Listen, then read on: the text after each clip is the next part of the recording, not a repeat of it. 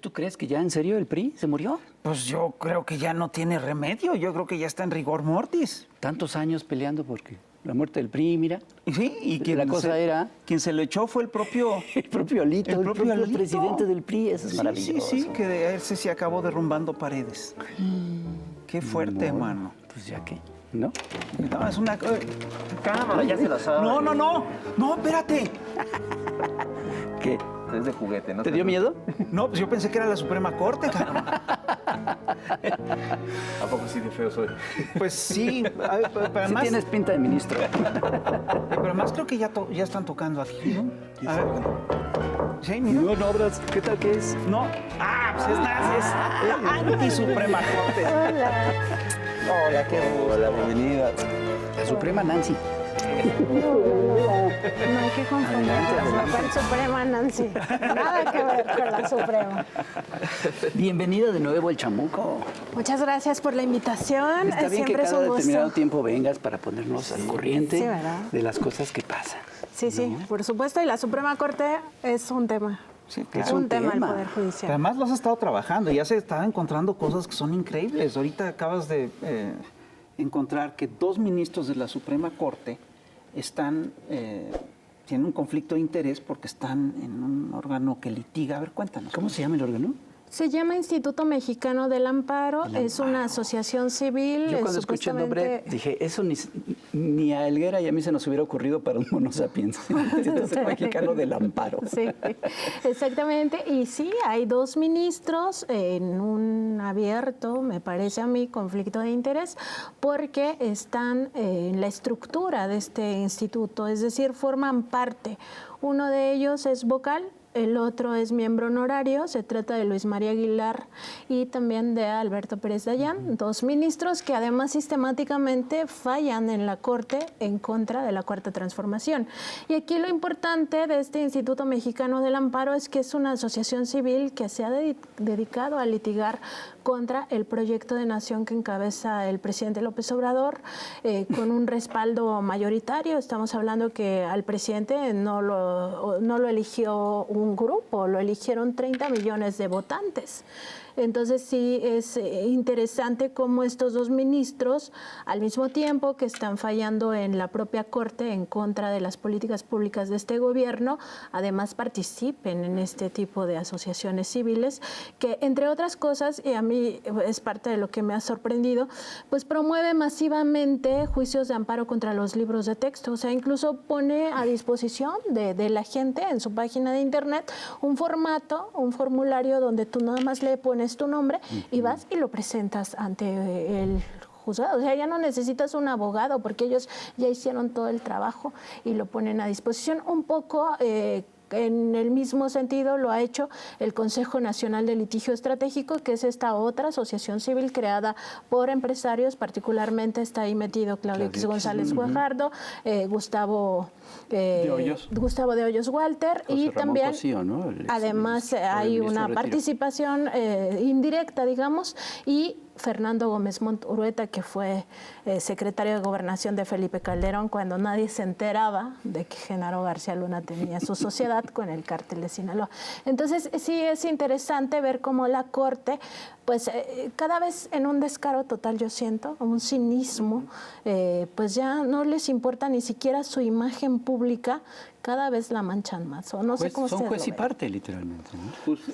Sí, me sorprenden mucho 2 cosas. Una es que de repente los jueces han tomado decisiones que son increíbles, como que acaban de soltar a Eugenio Hernández Flores, ¿no?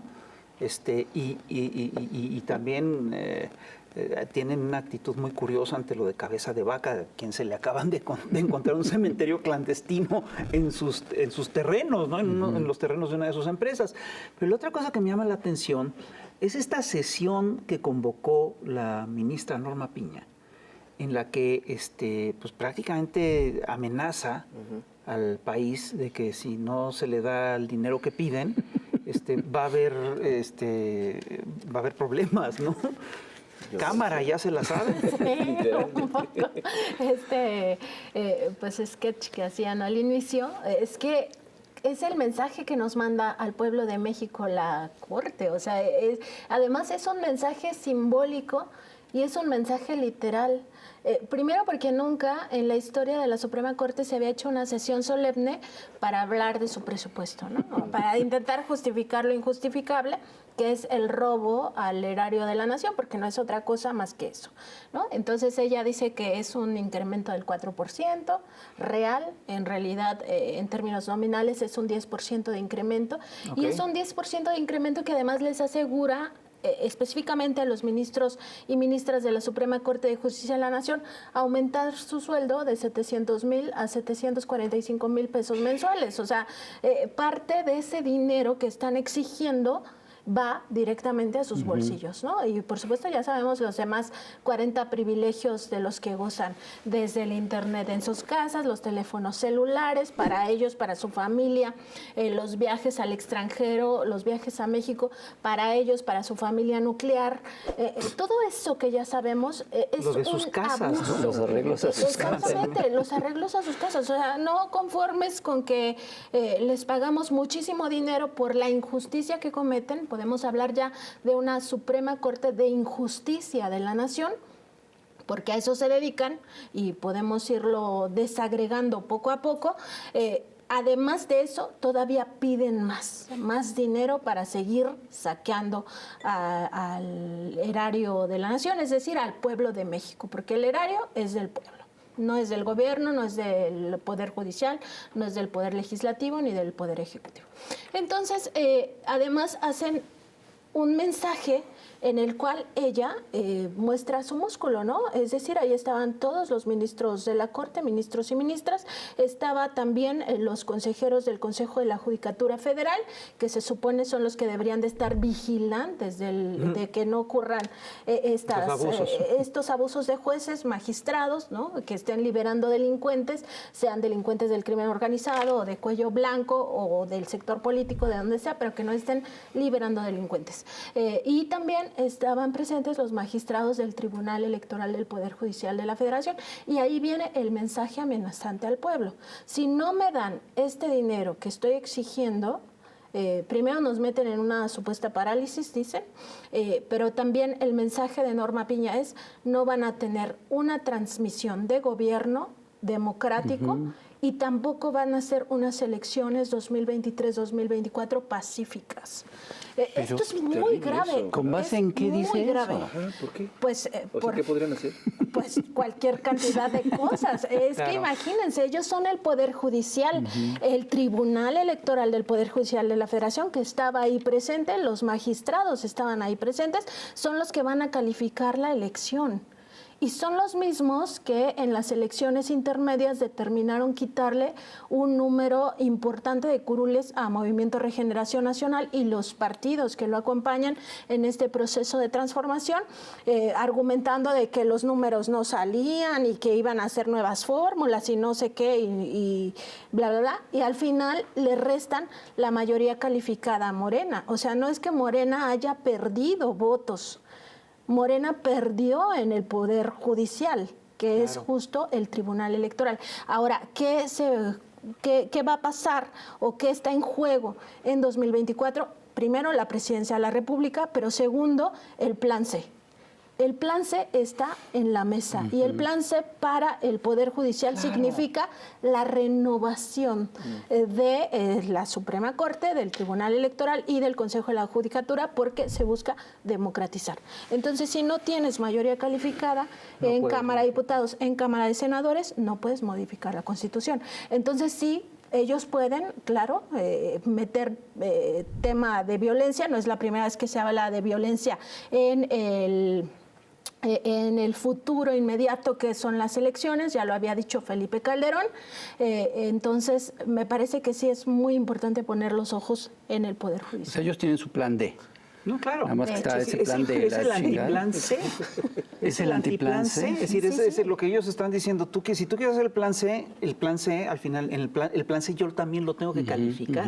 Claro. Nos toca calificar el plan C, entonces piénsalo bien, porque yo tengo toda esta herramienta. Finalmente no importa lo que diga la gente a la hora de votar, nosotros tenemos la última palabra. Así es. Nosotros podemos definir Ay, el resultado de la elección. Esto es una amenaza real.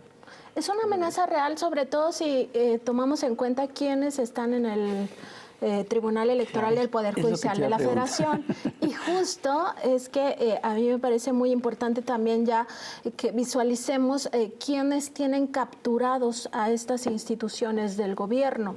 Y son grupos de intereses, intereses empresariales, pero también de intereses políticos. El calderonismo está Reyes metido en el Mondragón. tribunal, Tribunal es Electoral. lo que te iba a preguntar. Exactamente. Tú que los tienes bien identificados, ¿puedes identificar a qué intereses representan y a qué sectores de poder específico representan? Por ejemplo, al calderonismo.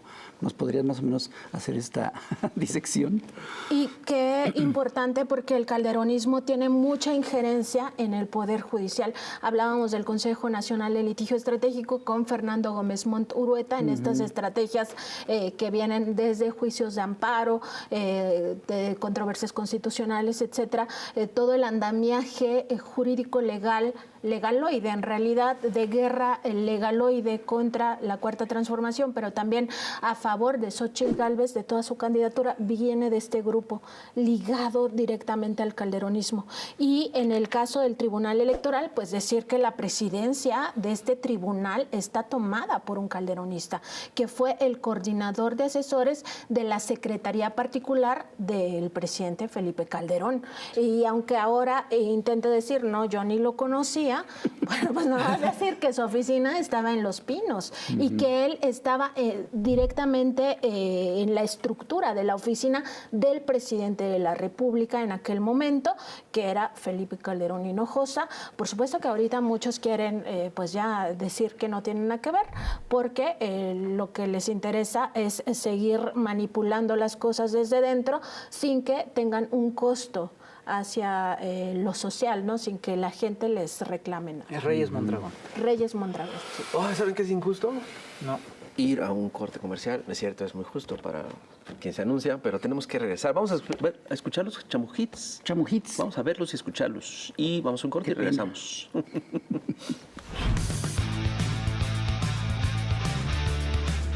Bienvenidos a Chamu Hits, la lista de éxitos de la semana que como todos los días presentamos cada año. Estamos a unas semanas de que se decidan los candidatos al codiciado premio de los Elections Choice Awards 2024. Y conforme se acerca la fecha, van quedando claro los 3 favoritos para la decisión final. En tercer lugar está el famoso dueto Pimpinela Naranja. ¿Recuerdan al famoso niño Yoahui de Movimiento Naranja? Pues creció, se le cayó el pelo y ahora es gobernador de Jalisco y recientemente ha hecho un dueto muy pelón con Dante Delgado, con quien se la pasa peleando en todas sus canciones. Sobresale su gran éxito y ahora vete, olvida mi nombre, mi cara, mi alianza y pega la vuelta. Pimpinela Naranja está muy abajo en las encuestas, pero gracias a sus pleitos maritales puede bajar aún más. En segundo lugar, como lo vio aquí, en El Trovador Transgénero de Chamuco TV, está el famoso dueto de Los Polivoces. Claudio y Xóchitl han sido todo un fenómeno con su éxito de la Xóchitl Gelatina y Doña Iquisita, candidataza de mi vidaza. Y ya vienen sus nuevos hits con el Claudio Chón y la Wash and Wear. ¡Ay, madre! Y en primerísimo lugar está un clásico, la banda del Club de Corcholatas Arbitrarias del Sargento Pimienta, también conocido coloquialmente como el Sargent Peje. Todo un pastiche de ritmos, estilos, promesas, patadas bajo la mesa, todo esto que ha hecho la delicia de propios e impropios. Destacan los éxitos con una pequeña ayuda de mis enemigos, Claudia en el cielo de las encuestas y todo lo que necesitas es AMLO, música para verdaderos pejelivers. Aunque parece que este arroz ya se coció, esto no se acaba hasta que se acaba y en pocos días veremos quiénes pasan directo a la final. Esto fue todo en Chamu Hits. Nos vemos en la próxima.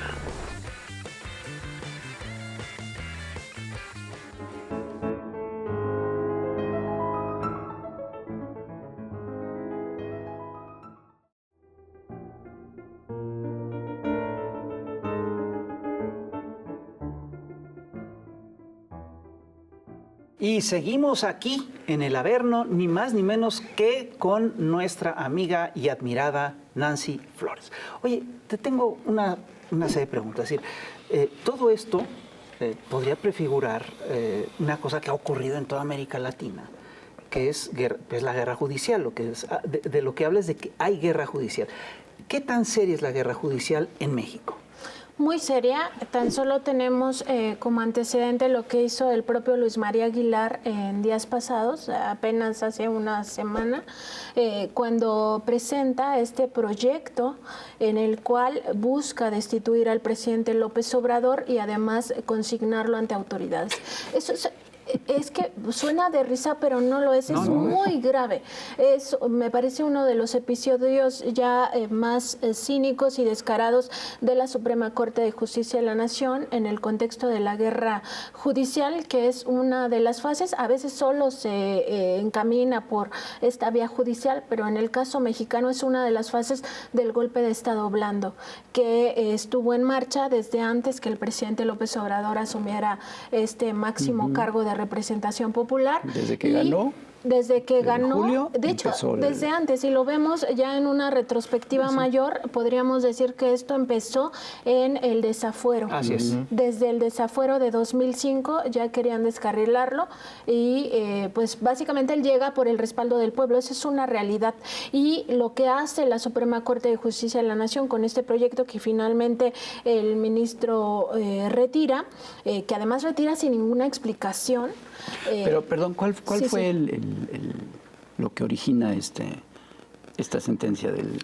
Es muy parecido que es un desacato del observador. Es muy parecido a lo que pasó en el desafuero. Es un desacato, supuestamente, del presidente López Obrador a un nombramiento de una magistrada del Tribunal Judicial, Tribunal Federal de Justicia Administrativa, y en ese caso le había ordenado una autoridad judicial que reinstalara a la magistrada por 10 años.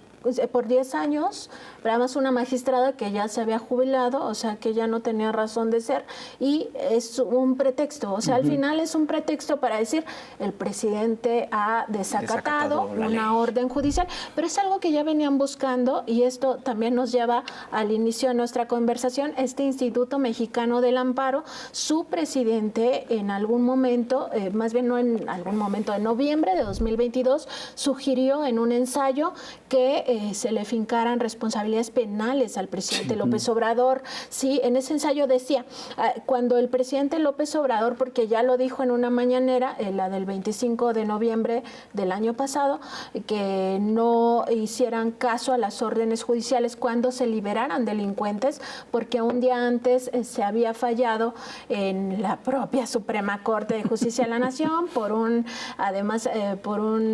recurso o una sentencia que había elaborado el otro ministro, Alberto Pérez Dayán, que no iba a ser delito grave o causa de prisión preventiva oficiosa todo el tema fiscal, o sea, las factureras, los delincuentes, delitos de cuello blanco. Exactamente, los delitos de cuello blanco, esos no iban a meritar prisión preventiva. Entonces, todos los que estuvieran por estos delitos, pues podían quedar en la calle, y el presidente, pues su respuesta fue, no los liberen, en tanto encontramos otra vía de judicializar sus casos, ¿no? Entonces, él hacía este ensayo hacia finales de noviembre diciendo, pues cada que pase eso se le puede abrir un proceso justo de separación del cargo, pero además de fincamiento de responsabilidad penal para tenerlo en la cárcel 8 años. Entonces, sí, es una realidad, o sea, y después Luis María Aguilar, que forma parte de este mismo instituto, lo hace, o sea, prácticamente copiando incluso algunos párrafos o argumentos de ese ensayo, presenta su propuesta de sentencia, su proyecto de sentencia, y pide que se separe del cargo y además se le consigne. Ahí no se atrevió a decir que se le finquen responsabilidades penales, porque ya era el colmo, ¿no? Pero tú qué entiendes si dice el proyecto que se le consigne ante la autoridad. Claro. Pues evidentemente que se le van a imputar algunos. Pero habrá sido así como para medirle el agua a los tamales, o por qué lo hizo y por qué lo retiró finalmente. Lo retiró yo. Digo, mi no argumento, hipótesis pues, es pero ¿tú qué que básicamente ya tenía todos los focos encima, o sea, los reflectores, porque justo venía de un momento en el cual había emitido esta suspensión para que no se distribuyeran los libros de texto gratuitos en Coahuila y en Chihuahua, y el presidente López Obrador lo había exhibido no solo por eso, sino también por un expediente que tenía guardado por 25,000 El de millones de Salinas pesos Pliego, de un tema fiscal que justo se beneficia con esto fiscal que ya veíamos de la decisión de la Corte en noviembre del 2022, que estos delitos ya no pueden ser de cárcel o de prisión preventiva oficiosa, y pues justo es ese momento, es esa coyuntura donde él ya tenía enlistado este proyecto. Y a mí también una de las cosas que me llama mucho la atención es el tema de la falta de transparencia de la Corte, porque la Corte no discute lo de las salas en sesión pública, lo discute en sesión privada. Entonces lo que vemos, el resumen, digamos, que es lo que nos proporciona el pueblo de México, es que dicen el asunto 384-2023, ¿qué piensan? ¿A favor? ¿En contra? Y es todo lo que vemos. Y en este caso ya ni siquiera vimos eso, porque él lo retiró, ¿no? Claro. Entonces, me parece que es un poco que tenía el foco público y también que yo creo ellos también observan si la coyuntura es favorable o no para una cosa de esta naturaleza. Es una decisión política. Yo creo que dijeron que no era afortunado el momento. Pues es muy curioso porque nos burlamos de estas propuestas, pero no son muy distintas a las que terminaron por meter a Lula a la cárcel y las que propiciaron que Correa también estuviera en un juicio que lo tiene fuera del Ecuador desde hace décadas. Y es curioso porque Cristina Kirchner también tiene en contra cientos, pero cientos de demandas en su contra, ¿no? Y básicamente la intención ha sido inhabilitarla para la carrera presidencial. Y esto es guerra judicial, en serio.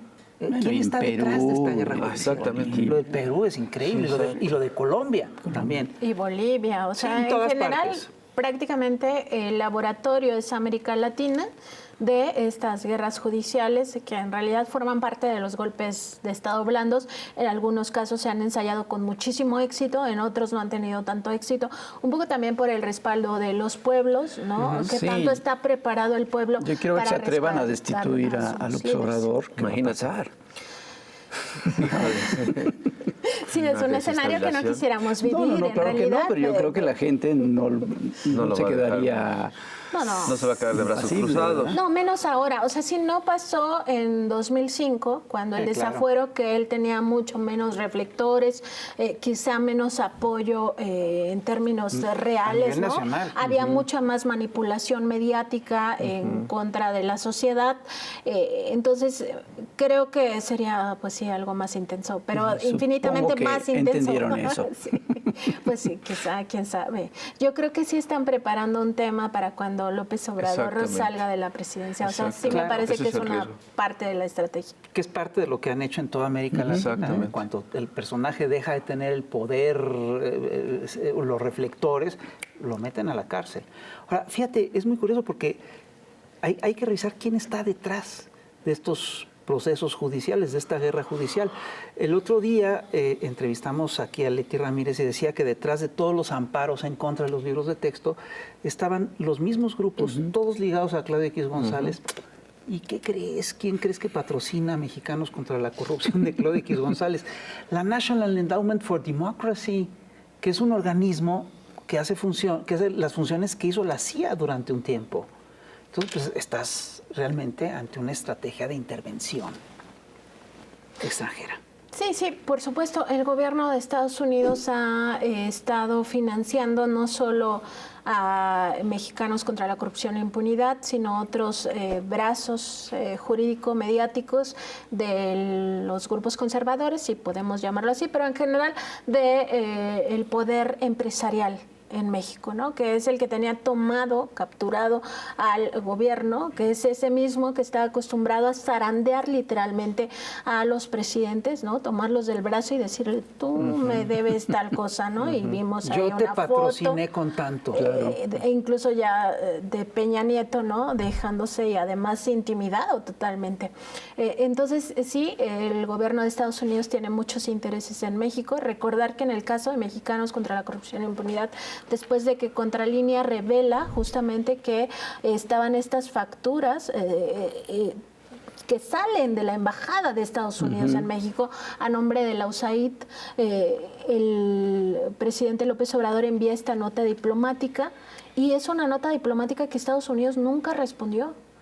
Es la fecha en que Estados Unidos no tiene argumentos de por qué sigue patrocinando a estos organismos, exactamente, que son contrarios a la democracia en términos reales, porque luchan contra la voluntad de un pueblo, contra los 30 millones de votos que tuvo este gobierno y pues además hay otros financiadores. Recordar que estas transnacionales como Kimberly-Clark también están detrás del financiamiento.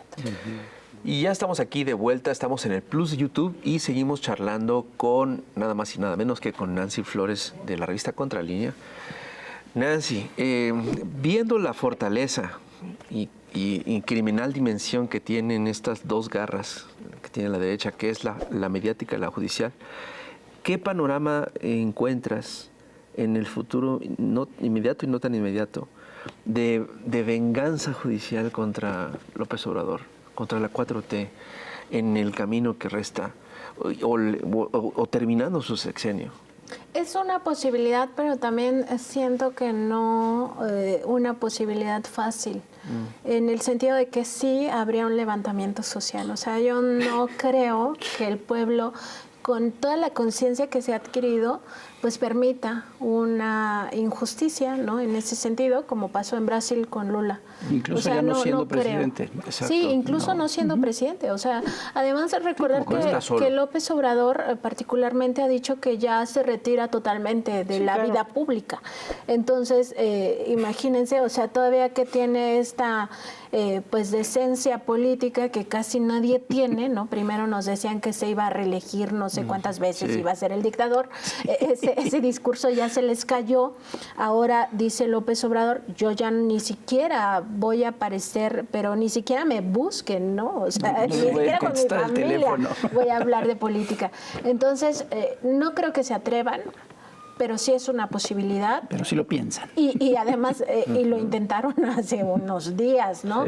O sea, tampoco es tan descabellado, tampoco es esto de es que sigues en la teoría de la conspiración. No, es que las cosas sí han pasado, se han ensayado con mediano éxito en otros países y en México también pudiera que todos estos grupos que se sienten lastimados, sobre todo los que ahora sí tienen que pagar impuestos, que esos son los que verdaderamente tienen capturadas a estas instituciones, son los que pudieran en algún momento pues cobrarle una factura al presidente, pero yo creo que ellos mismos lo pensarían dos veces. ¿Crees que con un nuevo gobierno de continuidad de la 4T van a seguir con estos intentos? Es que un nuevo gobierno yo sí lo veo como algo distinto. O sea, un nuevo gobierno va a tener una relación distinta con los grandes empresarios, va a tener una relación distinta desde el punto de vista de los impuestos. Creo que el presidente deja una vara muy alta para quien quede y va a tener una relación distinta con los medios. No creo que alguno de los precandidatos de Morena vaya a continuar, o sea, no veo a ninguno continuando las conferencias matutinas de presidenciales, o sea, no lo veo en un futuro inmediato y yo creo que ahí va sería un gran error. Claudia hacía conferencias todos los días. No diario. ¿No eran diarias? No eran diarias. Semanales. Eran días, ¿no? Creo que 2 veces por semana, a veces 3 veces por semana. Había semanas, digamos, fortuitas donde hacía los 5 días, pero no veo que sea una estrategia en el futuro inmediato. Ojalá me equivoque. Sí, ojalá me equivoque. Es una estrategia buenísima. Lo que pasa es que mantener cuando Andrés propuso las mañaneras, todos pensamos que se iba a desgastar. Y lo cierto es que no se desgastó, sino que se ha fortalecido. Y lo que también es cierto es que no es fácil, bueno, yo tampoco después mucho. de la experiencia en de la Ciudad jefatura de México. Gobierno, sabíamos que lo iba a hacer. Sí, que lo iba a sostener. Sabemos que es un terco. Pero el problema no es que si él las podía mantener, el problema es que si se podía desgastar. Ahora, lo que yo sí creo es que quien quiera que quede se va a enfrentar con la misma estrategia de guerra de medios y de guerra judicial. Esa ha sido la constante contra todos los gobiernos progresistas de América Latina y no tiene por qué cambiar. Definitivamente. Y ahí pues van a tener que generar sus propias estrategias o copiar algunas del actual gobierno. Y me parece que una de las grandes fortalezas del presidente López Obrador sí ha sido la conferencia matutina presidencial, porque eso le permite primero desmontar pues todo esto que ha caído tan burdamente en una crisis de los medios terrible, como esto último que vimos, que me parece ya al extremo de culparle que se había burlado de la desaparición de unos jóvenes. Eso ya fue lo más burdo, lo más ridículo, y al mismo tiempo... ¿Ese día? No estaba ese día, sí, no estaba presente. Sí la estaba escuchando, yo la escucho diario aunque no vaya. Y por supuesto que no se entendió, ¿no? Evidentemente eran 4 de estos reporteros que venden su conciencia a estos intereses creados. Y eso es por una parte, pero por la otra, y me parece fundamental, el presidente ha generado una conciencia social a través de este ejercicio de información que no solo rompe el cerco informativo, impone agenda, ¿no? Como platicábamos antes de entrar a este programa, sino al mismo tiempo busca generar esta conciencia y renovar un poco también digamos, vínculo con el pueblo. O sea, el presidente López Obrador tiene un vínculo muy cercano al pueblo de México, no solo porque sigue recorriendo sus pueblos, sus municipios, sino también porque le habla al pueblo. Por las mañaneras. Entonces, exactamente, por las conferencias. Tú eres asidua de las mañaneras, has ido muchas veces. ¿Cómo es estando ahí? ¿Cómo es por dentro? Sí, es este montaje que alguna vez dijo Broso, que todo estaba arreglado y Jesús Ramírez te pasa las preguntas. Pues en realidad es un ejercicio y me parece inédito en términos comunicativos. Y yo, como saben ustedes, mi formación es en las ciencias sociales, soy comunicóloga y me parece un ejercicio muy importante. Yo creo que las descalificaciones han venido justo de estos sectores que se sienten lastimados, primero porque han sido exhibidos ya al extremo, ¿no? O porque se les ha retirado la careta. Ellos mismos han contribuido a eso. Segundo, porque se sienten lastimados en sus intereses, ¿no? Que son económicos la mayoría de las veces y políticos también otras de las veces. Entonces, sí puedo decir desde mi experiencia que a mí nunca nadie de Presidencia de la República ni de la Dirección General de Comunicación Social y Vocería de la Presidencia de la República nunca me han pasado ninguna pregunta, ni siquiera lo han intentado, ni me han preguntado qué voy a consultarle al presidente. Órale, eso nunca, nunca Sí. me han dicho, oye Nancy, ¿qué le vas a preguntar al presidente? Nunca. Y tampoco sé de otros compañeros que les haya sucedido eso. No hay censura. Cualquiera que pueda ir a preguntar y quiera, le dan chance. Entonces, si no se aprovecha este ejercicio, primero es porque no le quieren legitimar el espacio desde los propios medios corporativos. Segundo, porque tampoco les interesa llevar sus temas ahí. O sea, les parece mucho mejor estar en lo mediático, donde no hay una contraparte que te responda, ¿no? El presidente le responde a cualquiera. Donde no hay derecho de réplica. Tú hablabas hace ratito de los periodistas que venden su conciencia.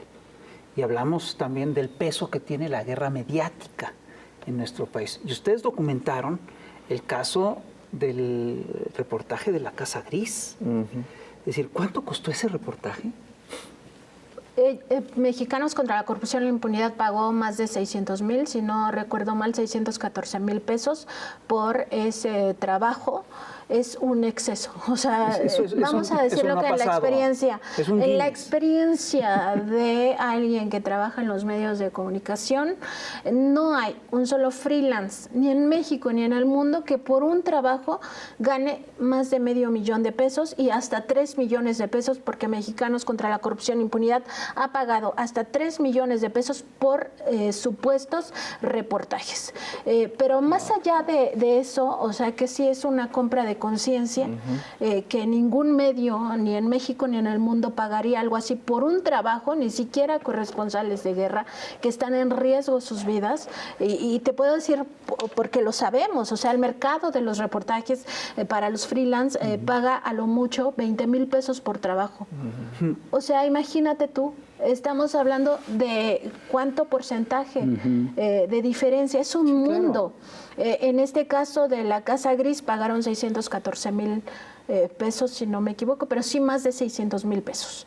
30 veces más. Argumentan que es porque tus viáticos y no sé qué. Bueno, yo estuve 10 días en Nueva York cubriendo el juicio de Genaro García Luna, la última parte, pero ni de lejos me gasté eso.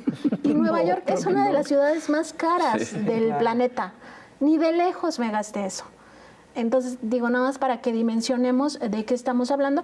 Y en el caso específico de Mexicanos contra la Corrupción y la Impunidad, hay que decirlo que venía siendo el brazo jurídico y mediático de estos grupos oligárquicos del sector empresarial, particularmente financiado por Kimberly Clark, por la Fundación Maelba, por la Fundación Calus. La Fundación Maelba es la que está ligada a Díez Morodo, la Fundación Calus está ligada a Alejandro del Valle Perochena, estaba financiada por la USAID, por el gobierno de Estados Unidos, aunque Mexicanos contra la Corrupción e Impunidad hace esos videos diciendo que ningún gobierno les paga, pues no será gobierno mexicano, pero sí el gobierno de Estados Unidos, y las facturas están ahí, Contralínea las ha publicado. Y además venía siendo el brazo jurídico, pero le quitan esta parte para fortalecerlo como el brazo mediático, porque eso los desgastaba. Hay que recordar que el primer año de gobierno del presidente López Obrador, 2019, Mexicanos encabeza un colectivo que se llamó No Más Derroche, y fueron los primeros en estar metiendo cientos de amparos contra las principales obras del gobierno. En aquel momento, contra el Tren Maya, contra la refinería Dos Bocas, contra el inicio también de la construcción del aeropuerto Santa Lucía, contra la cancelación del aeropuerto de Texcoco, y después se dan cuenta que no es una buena idea, porque los desgasta, o sea, porque son juez y parte. ¿Cómo van a seguir sosteniendo que hacen periodismo de investigación cuando están litigando contra las obras que después van a criticar, ¿no? Ay, no alcanzó a acabar el Tren Maya el presidente en los tiempos que dijo. Pues sí, porque tú mismo litigaste contra el Tren Maya, tú lo retrasaste con tus juicios de amparo. Entonces se dan cuenta de eso y crean el Consejo Nacional de Litigio Estratégico, ya como el brazo jurídico. Exactamente, entonces ya tienen dos, los separan, el equipo de Mexicanos se traslada al Consejo Nacional de Litigio Estratégico, Claudia X deja este organismo, ¿no? Oficialmente, porque sus intereses quedan ahí, exactamente, y donde sí aparecen es en el Consejo Nacional de Litigio Estratégico, al mismo tiempo que encabeza el bloque conservador, el PRI, el PAN, el PRD, ¿no? O sea, al mismo tiempo que impone hasta la candidata a la presidencia de la derecha. Eso es lo que sucede con estos grupos de presión. Mexicanos contra la Corrupción no es otra cosa que un grupo de presión, y también me parece fundamental que a partir de ahora ya dejemos de normalizar llamarle periodismo a lo que no es periodismo. El periodismo solo se puede ejercer con ética, porque es una herramienta para ejercer un derecho humano, que es el derecho a la información. Exacto. Y si no tienes ética, no puedes hacer periodismo. Y ya nada más para cerrar esta idea, hace poco, en mayo, publiqué el Código de Antiética de Mexicanos contra la Corrupción y la Impunidad, donde decía en su capítulo 5 que todos los integrantes de Mexicanos podían recibir beneficios económicos, regalos y dinero de terceros por el trabajo que hacían en en Mexicanos contra la Corrupción y Impunidad, lo que incluye a los reporteros de investigación y lo que es totalmente antiético dentro de los cánones del periodismo. ¿Por qué? Porque ese es el primer nivel de la corrupción dentro de la prensa, que son los chayotes, las prebendas, los sobornos. Y en este código de ética también me parece importante, de antiética, claro, código de antiética, es importante un apartado donde decía que estos beneficios económicos, cuando no implicaran conflicto de interés y cuando fueran simbólicos, no tenían que registrarlos, o sea, no tenían que advertirle a nadie que estaban recibiendo estos chayotes, ¿no? Ajá. Pero además eso, justo, o sea, ¿qué es lo simbólico para ellos si pagan hasta 3 millones por reportaje? ¿Y cuándo no significaría un conflicto de interés? ¿O por qué permiten los conflictos de interés si se supone que hacen periodismo? Había en el 1+1 un jefe de redacción, cuando había toda esta lógica del chayote, todo tenía una lógica que le decía a sus reporteros: mira, tú toma todo el dinero que no te corrompa. O sea, Perfecto. Cañón. Y como yo soy incorruptible, pues prácticamente lo mismo se aplicaba aquí y bueno, justo no, porque lo publico yo en mayo y para junio ya lo habían cambiado, o sea, ya modificaron. Después de tantos años de tener ese código, se dan cuenta que era de antiética, ¿no? O sea, sí, pero ya tenía sus usos y costumbres bien establecidos, eso ya no es fácil cambiar. Evidentemente era porque ya habían sido exhibidos por la prensa, o sea, no porque ellos reflexionaran internamente que estaba mal que lo hicieran, ¿no? Entonces sí me parece muy importante, fundamental, entender que no hay periodismo sin ética, que se es ético o no se es, si no puedes estar navegando con que un día soy ético y al otro día no, y al otro día tantito, o sea, no, aquí no hay, digamos, esta gama de grises, aquí o es blanco o es negro y así de simple. Y es un mismo grupo, es este grupo que está alrededor de Claudio X, que además hace estas investigaciones en sociedad, pues, con Aristegui Noticias, con Reforma, con Procesos, con Latinos, son este mismo grupito, ¿no?, que está no haciendo periodismo. Es que al final se acaba legitimando ese trabajo como si realmente fuera periodístico y no solo eso, además reciben premios internacionales de periodismo de investigación, todo el mundo les aplaude, ¿no? Hasta la Fundación Gabo tenía un apartado ahí para Claudio X como filántropo del periodismo. Evidentemente, el periodismo no existe sin independencia. La independencia no solo es esta idea que tratan de imponernos de que, es que hay que estar, al poder hay que verlo de frente y derecho, como si el poder solo fuera el poder institucional, es decir, el poder del gobierno, pero además como si no hubiera estas facciones de poderes, ¿no? Y entonces, esos intereses además, ¿no? Pero además como si el poder empresarial no tuviera injerencia, ¿no? O sea, ahora resulta que al poder empresarial no, o sea, está bien que ese sí te corrompa, ¿no? Pues no, evidentemente no, hay que ser independiente de todo. Claro, pero además hay una cosa que hay que señalar. El poder presidencial en México, en las últimas décadas, fue impuesto por el poder empresarial. Económico. Era parte, era, digamos, un operador del poder empresarial. Y eso es lo que estaba en cuestión. Y ese es el tipo de periodismo que se gestionó. Se privatizó la presidencia. Y se privatizó la información, se privatizaron los medios, se privatizó la opinión, se privatizó absolutamente todo. ¿No? Era parte de lo que tenían que hacer, era parte de lo que hicieron en la era neoliberal. Oye, es esta crítica que hacía en su momento Ryszard Kapuscinski, ¿no?, que el presidente lo recordó hace poco en su conferencia matutina, que cuando se descubrió que la información era negocio, podía ser un negocio, la verdad dejó de importar. Es un poco también la crítica que ha hecho Ignacio Ramonet a esta mercantilización de la información, de considerar que la información es una mercancía y no un derecho humano y por tanto está sujeta a las reglas del mercado, es decir, quién la compra, no de la ética, quién la vende, exactamente, no de la ética y mucho menos del derecho humano a la información. Entonces me parece que eso se aplica totalmente a los medios mexicanos, o sea, no es distinto a lo que pasa también en otras partes del mundo, donde también la información se ha vuelto una mercancía.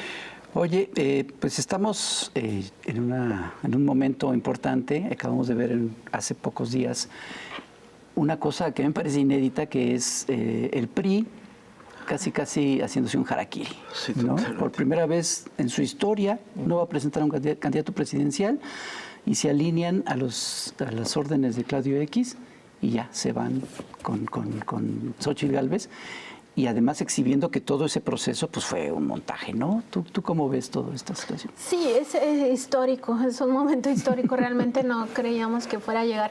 De hecho, cuando Alito Moreno pues ya prácticamente entregó la candidatura presidencial, Entregó la plaza. Sí, desde el año pasado, desde un poco antes, cuando fueron las elecciones del Estado de México y de Coahuila, Se negoció. él negoció que el PRI ponía los candidatos para estos dos gobiernos estatales a cambio de que el PAN pusiera el candidato a la presidencia de la República. Y yo dije, va a traicionar. y a la O sea, jefatura yo de gobierno. pensaba que iba a traicionar. Y no, traicionó a su partido. O sea, en realidad ya es, digamos, como yo creo que ya estamos viendo el fin del prismo. O sea, ya está desfondado como el PRD también. Pero sobre todo el PRD. Ya nadie se acuerda de eso, pero Me suena. Perdón. Se me olvidó. Pero me refiero a que ya estamos como atestiguando los últimos días de estos partidos políticos y por supuesto el descaro es total, o sea, ya para qué hicieron todo este montaje si el presidente López Obrador los exhibió desde el 3 de julio, o sea, ¿para qué continuaron si ya se sabía que iba a ser Xóchitl, ¿no? O sea, ¿para qué? Pero bueno, ellos continuaron con su faramaya, al final ya ni siquiera pudieron ir al último momento del proceso porque pues justo ya estaban como temerosos de que quizá Beatriz sí ganara, ¿no? Es que sí, La parece que fue eso. verdad. Entonces sí, ya muy ridículo lo que está pasando en estos partidos Pero el políticos. fenómeno impresionante, el fenómeno político que fue Xóchitl Gálvez, ni siquiera pudo garantizar eso. garantizar una No, pues ya elección simplemente interna. fueron bajando a los precandidatos, ¿no?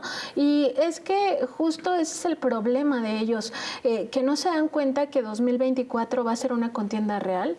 O sea que el partido Morena no va a bajar a su candidato para dejarle a Xóchitl la presidencia, ¿verdad? No, pues es no. que no se dan cuenta que eso es real. O sea, no importa que aquí Ni si todo haya Claudio sido... X lo pide, con muchas ganas. ¿Verdad? Ni siquiera si Claudio se pone muy bravo. ¿Verdad que no? Desde el Tribunal Electoral van a hacer ese trabajo, ¿no? O sea, es que también no sabemos si regresamos al inicio de lo que platicábamos en este programa. ¿Por qué es tan importante 2024 desde el punto de vista de que la sociedad esté consciente de qué pasa con su poder judicial? Porque ese poder judicial va a calificar esas elecciones y va a tener una injerencia mayúscula. Sí. Ya la ha tenido en otras ocasiones. Ahí basta recordar la historia de los fraudes electorales en este país, los más recientes, 2012, 2006, donde el Tribunal Electoral también hizo parte de esa chamba corrupta, ¿no? Sí, pero además es curioso porque mientras más se sienten amenazados, más agresivos son y más cínicos se vuelven, ¿no? Entonces sí es posible que tengan una actitud muy agresiva desde el punto de vista judicial, es decir, con muchas acciones de guerra judicial al calificar las elecciones. Pero de la 24. oposición dice que el que está planeando un fraude es López Obrador. Como si lo necesitara. Como si lo necesitara. Claro, como está abajo en todas las encuestas, Morena, pues sí están preparando un fraude. No, y ahora ya me parece que llegan al ridículo del discurso, de la narrativa, diciendo que López Obrador es un fenómeno mediático, o sea, con toda la guerra mediática, es un fenómeno comunicacional, Sí.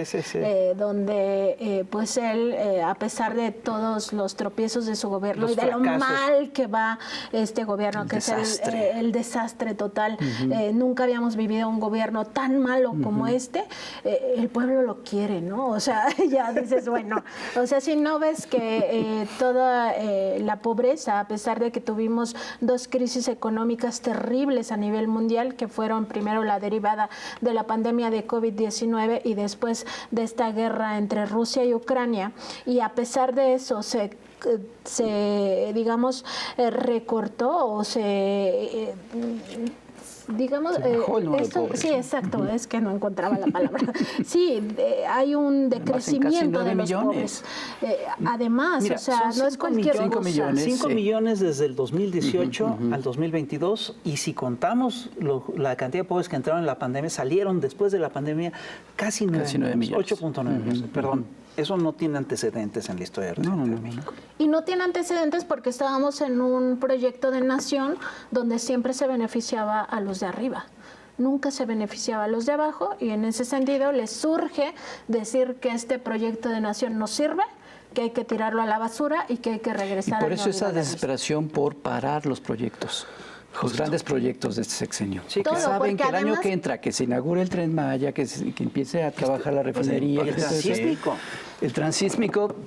Porque ya se además van a todos los estos va a se hicieron sepultar. sin deuda. Además. O sea, sin deuda y con proyectos sociales multimillonarios. Estamos hablando que tan solo para proyectos, para programas sociales, este año se dedicaron más de 3 billones de pesos. Y sin deuda estás construyendo obras.